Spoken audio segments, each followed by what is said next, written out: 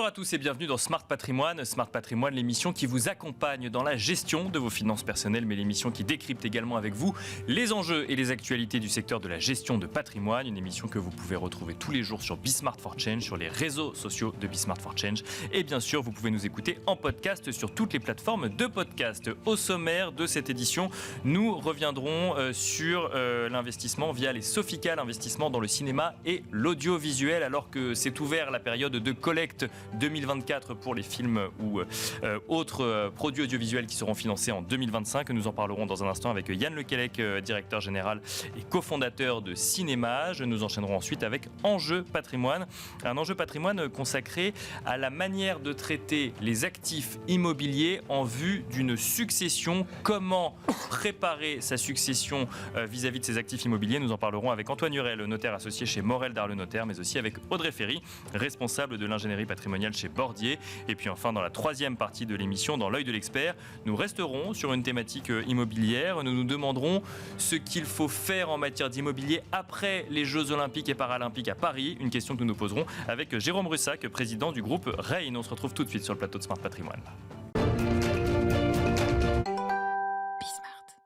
Et nous commençons tout de suite avec Patrimoine Passion, le rendez-vous dédié aux investissements plaisir, passion ou alternatifs de Smart Patrimoine. Et nous allons évoquer, comme souvent à cette période de l'année, en septembre ou en octobre, l'investissement dans le cinéma et l'audiovisuel au moyen d'une Sofica. Et pour cela, nous avons le plaisir de recevoir sur le plateau de Smart Patrimoine Yann Lequelec. Bonjour Yann Lequelec. Bonjour Nicolas. Bienvenue sur le plateau Smart Patrimoine. Vous êtes cofondateur et directeur général de Cinémage. Et si on parle d'investissement dans le cinéma et l'audiovisuel, c'est parce que depuis début septembre, c'est ouvert la période de collecte pour les Sofica qui ensuite iront financer le cinéma et l'audiovisuel en 2025. À l'occasion, vous avez lancé donc Cinémage 20. C'est une période de collecte qui, rappelons-le, est ouverte jusqu'à la fin de l'année 2024. Absolument. La collecte vient de débuter, s'achève le 31 décembre 2024. Peut-être pour rappeler le cadre de cette collecte, qui démarre plutôt très bien, parce qu'on est dans un environnement favorable à plusieurs égards. D'une part, l'avantage fiscal, comme vous le savez, est le plus important, toute niche fiscale confondue, puisqu'il s'agit de 48%, donc dans la limite de 18 000 euros par foyer fiscal. 48% de la somme investie. 48% de la somme investie fait l'objet d'une réduction d'impôt. Et tout ça dans un contexte extrêmement favorable du marché sur lequel on investit, parce que bien sûr il y a l'avantage fiscal, mais il y a surtout les investissements. Bien sûr. Du cinéma qui se porte très bien à travers des succès, évidemment un petit truc en plus, mais également Anatomie d'une chute, dont on est partenaire parmi bien d'autres. Bien sûr. Mais également avec un marché des séries qui se développe très fort. La conjonction de tout ça fait que l'avantage fiscal plus un marché extrêmement dynamique nous permet d'avoir une collecte qui démarre très bien. Là, la collecte démarre très bien. On est quoi? On est 10 jours après, 15 jours après le début de la collecte et on sent quand même une dynamique particulière sur cette année 2024? Oui, il me semble. Et je pense que les gens vous parliez en amorce d'investissement plaisir. Bien sûr, c'est un investissement. Donc, il y a la dimension fiscale, il y a des dimensions économiques du sous-jacent des films sur lesquels on investit. Mais il y a également la question culturelle, du sens qu'on donne. Et je pense que beaucoup de gens ont retrouvé le goût d'aller en salle. En témoignent donc de nombreux succès, ou de regarder des films sur de plus en plus de supports et dans plus en plus de formats. Et donc il y a aussi des gens qui le font par passion, et ils ont bien raison, puisque ça c'est aussi un aspect peut-être plus méconnu des Sofica, et en tout cas chez Cinémage. Les investisseurs, les souscripteurs qui investissent chez Cinémage, bien sûr, on leur envoie non seulement des newsletters, mais on les convie à des avant-premières, on leur permet finalement de vivre un petit peu aussi ce que c'est que l'aventure du cinéma. Et donc, de ce point de vue-là, comme en plus le cinéma est un actif décorrélé du reste des investissements, ça fait tout un éventail de raisons qui font que beaucoup de gens semblent très intéressés. Et puis, il faut le dire, c'est un produit assez rare, parce que l'ensemble de la collecte, c'est 73 millions d'euros. Nous, on est à 12 millions d'euros chez Cinémage qu'on a à collecter d'ici la fin de l'année. D'accord. Et donc, en fait, il n'y a pas toujours du papier pour tout le monde. Donc, c'est aussi pour ça qu'un certain nombre de souscripteurs fidèles souscrivent très tôt. Quand on investit dans une Sofica, on finance donc des films, généralement des films de cinéma, mais on finance aussi plus généralement des projets audiovisuels. Vous l'avez mentionné, des séries par exemple. Quand on investit dans une Sofica en France, on investit uniquement dans des projets français où il y a une dimension internationale et la possibilité d'aller toucher un marché plus gros dans les projets sur lesquels on a investi. C'est une excellente question. En réalité, donc, il y a une grande diversification de notre portefeuille d'investissement et en fait, en réalité, donc, des films et des séries dans lesquelles on investit. Donc, vous l'avez dit, les films, on peut investir à travers les genres, mais également sur des coproductions internationales, pour répondre précisément à votre question. Or, la France a des accords de coproduction avec de très nombreux pays. Donc, pour donner par exemple, dans le cadre de Cinémage, cette année, on avait 20 films qui étaient sélectionnés dans les différentes catégories à Cannes. Sur ces films, il y avait 5 ou 6 coproductions internationales, des films italiens, des films espagnols, qui, alors selon des règles très précises, et systématiquement on investit aux côtés du coproducteur français pour le soutenir et justement ouvrir un peu aussi cette cinématographie. Donc une majorité des investissements vont vers des productions à majorité française, mais il est possible de façon sélectionnée, ça c'est tout le rôle de comité d'investissement, d'aller sur des investissements, des coproductions internationales, de films, ça peut être d'Almodovar, de Nanni Moretti, pour donner des noms de cinéastes connus, des gens en tout cas, voilà, des cinéphiles.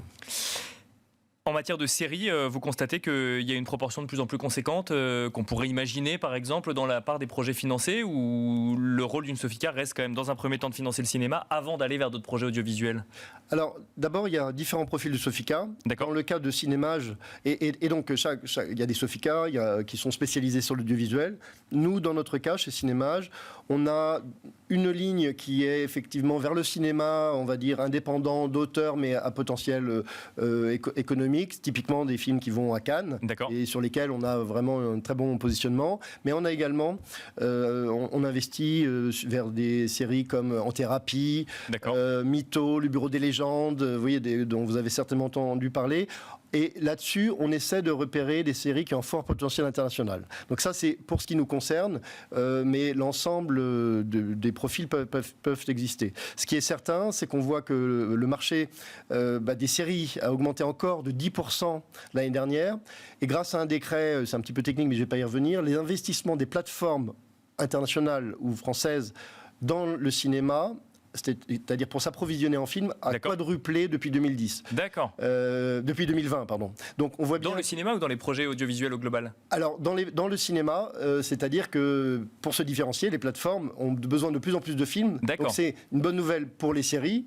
Mais c'est également une bonne nouvelle pour les producteurs de cinéma, puisque quand vous allez sur votre plateforme favorite, vous allez probablement, bien sûr, regarder des séries, mais également accéder à des films. Donc il y a en fait une dynamique très positive de demande, en fait, qui permet aux films français de qualité de trouver différents moyens d'accéder au public. Une dernière question, je reviens sur ce que vous disiez sur les séries et notamment sur cette volonté de trouver des projets de séries à dimension potentiellement internationale. On aura décidément une discussion très internationale aujourd'hui. Comment on fait pour identifier un projet dont on se dit que ça va plaire en France, mais ça va peut-être potentiellement plaire en Europe, voire encore plus loin? Alors, dans notre cas, chez Cinémage, on a la chance d'avoir, du coup, par typologie d'investissement, donc dans le cinéma, mais également dans les séries, un comité d'experts qui nous accompagne, qui ont des profils soit de vendeurs internationaux, donc, dont le métier c'est précisément de se dire tiens, telle série va avoir tel potentiel dans tel pays. Donc c'est des gens, vous voyez, comme qui sont au cœur de cet élément-là, mais il y a également des gens qui produisent des projets ou des gens qui sont du côté de chaînes de télévision qui vont acheter les droits de séries, puisque vous savez que les films ils passent d'une plateforme à une autre, ou les séries passent d'une plateforme à une autre, se revendent, et donc on a tout un ensemble d'experts très complémentaires en termes de compétences, mais également en termes de connaissances géographiques qui nous permettent d'identifier en amont les projets qui nous semblent avoir le plus fort potentiel artistique, parce que encore une fois on commence par là, et également économique, notamment à l'international, ce qui est notre spécificité chez Cinémage. On s'arrêtera là-dessus. Merci beaucoup Yann Lequelec de nous avoir accompagnés dans Smart Patrimoine. Je rappelle que vous êtes cofondateur et directeur général de Cinémage. Merci beaucoup. Merci de votre invitation. Et quant à nous, on se retrouve tout de suite dans Enjeu Patrimoine. Comment préparer au mieux la transmission de ces actifs immobiliers? Voilà le sujet qui va nous animer à présent dans Enjeux Patrimoine. Et pour en parler, nous avons le plaisir de recevoir deux experts du sujet en plateau. Nous avons le plaisir de recevoir tout d'abord Audrey Ferry. Bonjour Audrey Ferry. Bonjour Nicolas. Merci d'être avec nous. Vous êtes responsable de l'ingénierie patrimoniale chez Bordier et compagnie. Et à vos côtés, nous avons le plaisir d'accueillir Antoine Hurel. Bonjour Antoine Hurel. Bonjour Nicolas. Vous êtes notaire associé chez Morel Darleux Notaire, mais aussi porte-parole des notaires de Paris. Et on va commencer avec vous, Antoine Hurel. Déjà, première question. J'imagine que le sujet de la transmission des actifs immobiliers arrive assez vite dans la discussion qu'on peut avoir avec un notaire. C'est là où il y a le plus de sujets d'inquiétude lorsque l'on veut préparer sa succession? Oui, effectivement, c'est un sujet majeur parce que l'immobilier représente une partie importante du patrimoine de nos clients. Et du coup, en France, en tout cas. Ouais, en France, voilà. Et assez rapidement, il se pose la question, effectivement, de l'anticipation de la transmission, puisque de facto, ce seront des actifs qui seront transmis aux enfants. Donc, il se pose la question d'anticiper cette transmission qui a deux impacts. Un impact civil, c'est-à-dire comment on fait cette transmission, et ensuite un impact fiscal. D'accord. Quels sont les intérêts de le faire de son vivant.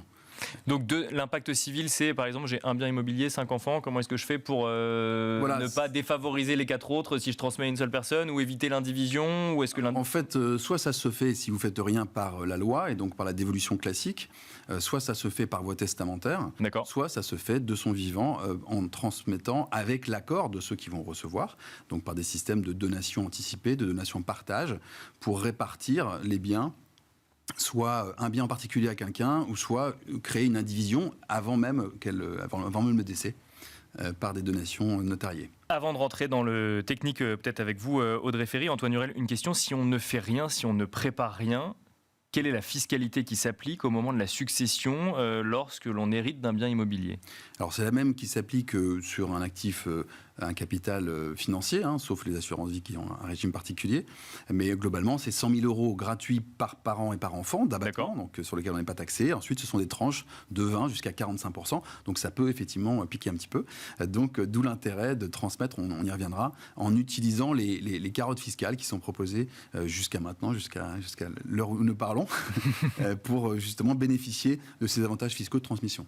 Audrey Ferry, est-ce qu'il y a une bonne manière de faire lorsque l'on veut transmettre son immobilier? Est-ce qu'il y a une méthode qui marche mieux que les autres lorsque l'on anticipe suffisamment tôt sa succession? Oui, alors il y a plusieurs méthodes. Après, c'est vraiment du cas par cas. Ça dépend de la composition de la famille, de la composition du patrimoine, des volontés de chacun. Parfois, on a des enfants qui vont vous dire non, moi, ce bien immobilier, il n'y en a aucun que ça intéresse. On peut tout à fait se dire pourquoi pas le vendre dès maintenant, avoir des liquidités qui seront beaucoup plus faciles à transmettre aux enfants. Ensuite, pour éviter... Donc ça s'envisage finalement. Et ensuite, on place ça sur des assurances-vie ou sur d'autres... D'accord. Avec l'assurance-vie, comme on a une fiscalité qui est favorable, notamment avant 70 ans, ça peut être intéressant de replacer les liquidités ainsi et de les transmettre plutôt que de transmettre le bien immobilier. Parfois se pose aussi la question, quand on a plusieurs enfants, pour éviter justement cette indivision qu'on peut subir si on n'a rien fait après le décès, on a une indivision sur le bien qui est transmis dans la succession. On peut, pourquoi pas, organiser en faisant une SCI, donc une société civile immobilière, dans laquelle on va donner toutes les règles de fonctionnement à travers la rédaction des statuts. Et puis, de son vivant, on peut tout à fait donner des parts. Et l'avantage, c'est qu'on a des parts sociales qui sont numérotées. Donc, on ne va pas avoir d'indivision. On va pouvoir dire la part numéro 1 à 10 au premier enfant, 11 à 20 au deuxième, etc.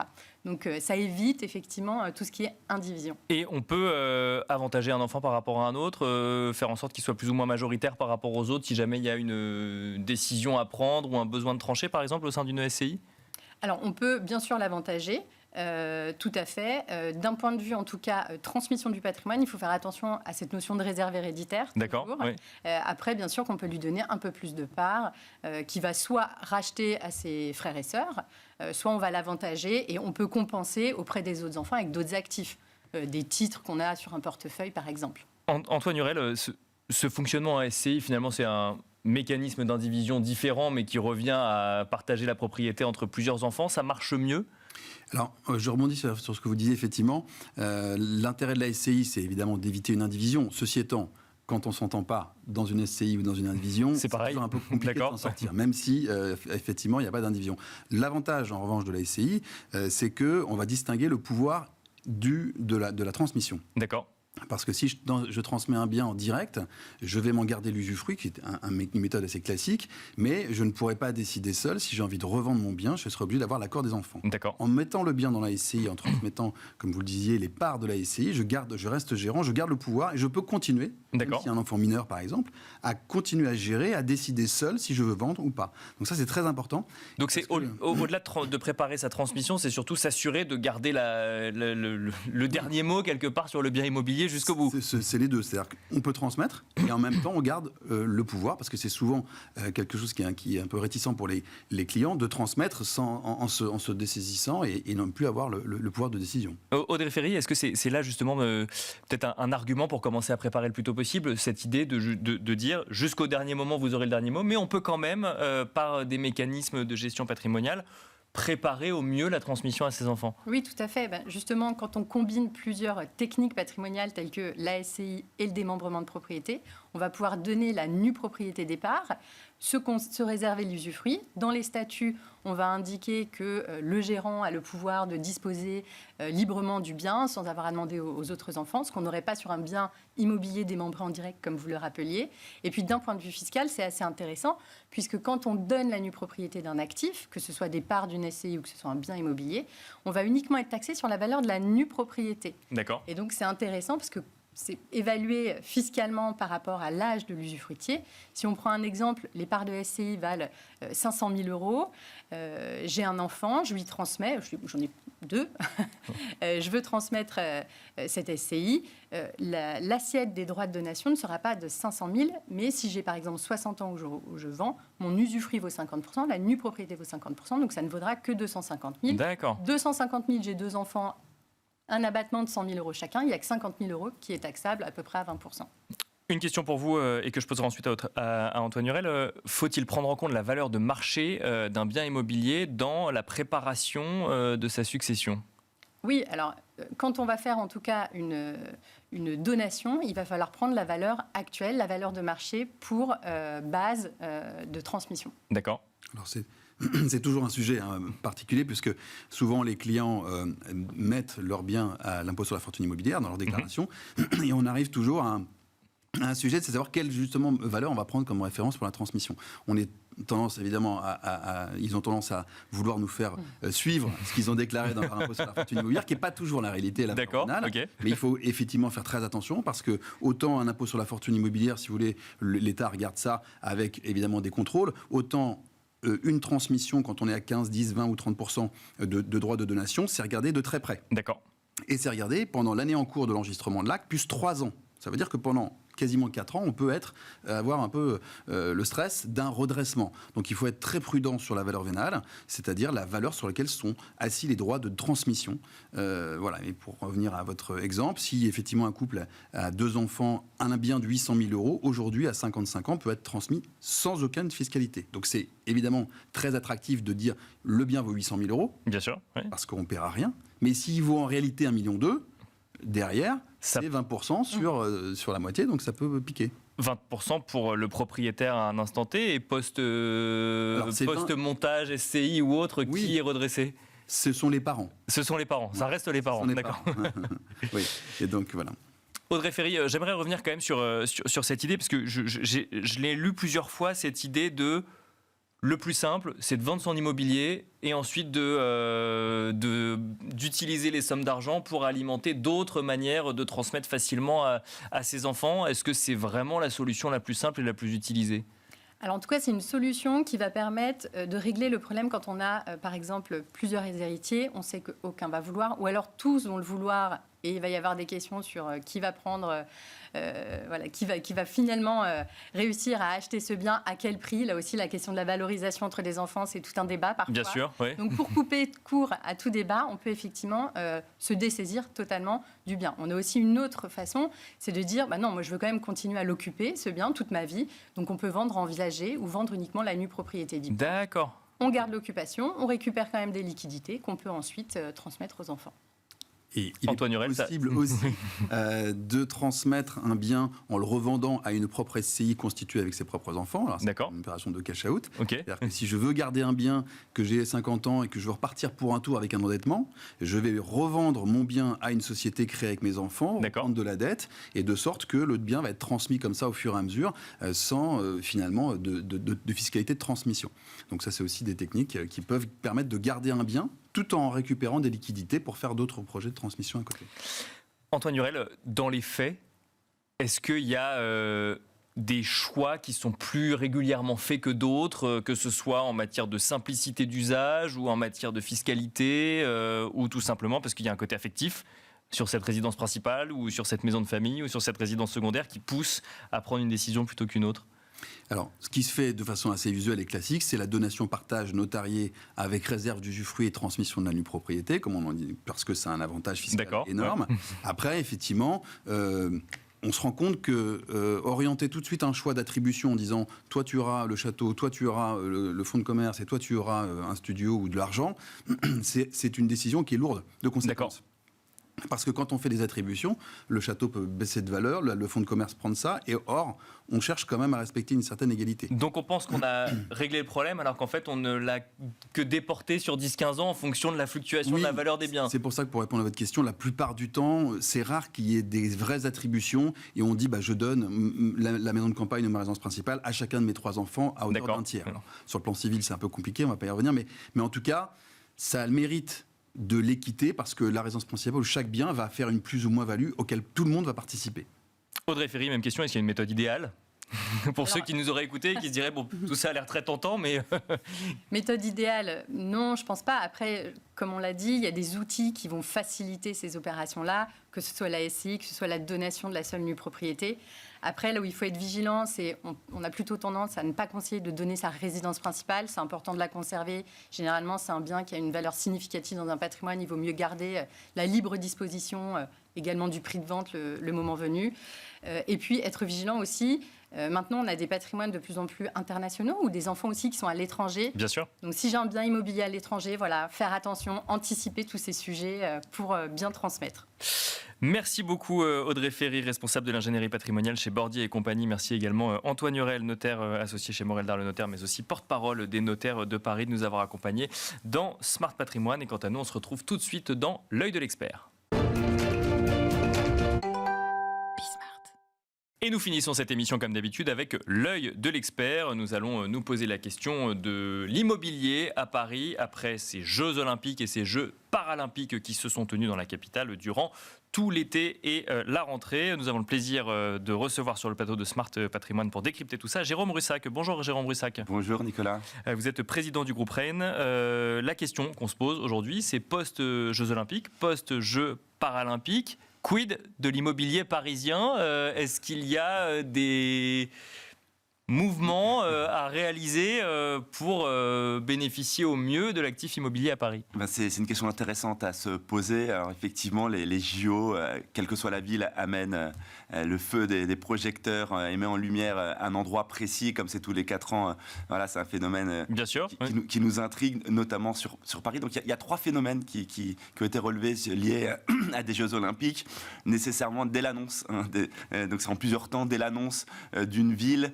Il y a un phénomène de pression des prix vers le haut, parce que à l'achat. Nécessairement parce qu'on se dit que des investissements massifs vont être réalisés dans les infrastructures, de nouveaux logements, des sites olympiques, etc. Donc il y a une espèce de pression à la hausse, mais c'est un peu diffus. Après, plus on avance vers les JO, c'est ce qu'on a vu avec Paris, on commence à cibler les endroits où les Jeux Olympiques et les sites olympiques vont être précis. Et donc là, ça commence à mettre une certaine pression. Il y a un jeu d'investissement et d'investisseurs, on va dire d'achat-vente, mais on a surtout vu des gens qui ont essayé de... La location aussi. De jouer sur de la location, faire des fameux Airbnb en espérant louer en 2 mois, juillet, août, parce qu'ils auraient pu louer en 1 an. On a vu que la stratégie ne marche pas toujours d'ailleurs. Quand on met trop haut, ça peut décourager. On est mal tombé. On est mal tombé. Il y a eu une crise politique qui est arrivée là, donc les gens étaient vraiment en stand-by. Et les touristes voyaient cette crise politique de l'extérieur. Donc le vrai lancement des JO, ça a été la cérémonie d'ouverture. Et donc, bien évidemment, le phénomène, c'est pas réalisé comme les gens souhaitaient, mais c'est ça l'investissement, c'est de la spéculation, clairement. Et après, ces investissements, il faut être clair, ça permet aussi des constructions de logements dans certains quartiers très ciblés, de renouveler des espaces publics, des espaces verts ou des centres commerciaux. Et il y a un vrai impact à court terme et à moyen terme sur les prix. Post-JO et Jeux paralympiques, est-ce que ça a un impact sur l'immobilier également? Est-ce que c'est trop tôt pour le dire? Est-ce qu'on l'a constaté dans d'autres villes? Ouais, alors sur Paris, on va y revenir, mais ça a été documenté, parce que comme je le disais, tous les 4 ans, c'est tempéré. Sur certaines villes, il y a eu de vrais impacts, et notamment les JO de Londres, avec des investissements massifs. À l'est de Londres, des quartiers qui étaient plutôt défavorisés. Et là, les prix ont fortement augmenté. On parle de plus de 70% d'augmentation des prix dans les 5 ans qui ont suivi les JO. Donc là, c'est vraiment établi. Et le plus gros impact, c'est... Et avec une corrélation établie vis-à-vis des JO. Ah oui, c'était des quartiers qui étaient, je ne vais pas dire délabrés, parce que je ne suis pas un spécialiste de Londres, mais ils étaient considérés comme extrêmement défavorisés. Et aujourd'hui, c'est devenu des quartiers, comme on dit, un peu bobos. Les gens veulent s'installer. Pareil sur Barcelone, ça a été la renaissance de manière touristique, en tout cas de Barcelone. Les projecteurs ont fait en sorte que les gens ont été très intéressés déjà par la ville en elle-même. Les 5 ans qui ont précédé les JO, dès l'annonce de l'élection de Barcelone, 250% d'augmentation des prix du résidentiel et l'immobilier commercial à Barcelone. Mais dans les 5 ans qui ont suivi, l'immobilier a encore doublé en termes de prix. Donc voilà, un impact phénoménal. Ça a été en 92 et aujourd'hui Barcelone est restée une capitale touristique incontournable en Europe, donc ça c'est documenté. Il y a eu des déceptions. Pékin, notamment Athènes aussi, où là, c'est mal tombé. Beaucoup de constructions, des logements finalement qui n'ont pas trouvé preneur, des centres commerciaux qui sont restés à moitié vides, des sites olympiques très peu utilisés. Et finalement, à minima, des prix qui ont stagné, voire des baisses de prix sur des sites sensibles. Donc, c'est pas aussi... À quoi peut-on s'attendre en ce qui concerne Paris, sachant qu'on parle d'une ville qui était déjà très touristique avant, contrairement effectivement par exemple à Barcelone que vous mentionniez, qui est devenue touristique avec ce coup de projecteur des Jeux Olympiques. À quoi est-ce qu'on peut s'attendre sur les prochaines années, Jérôme Brussac?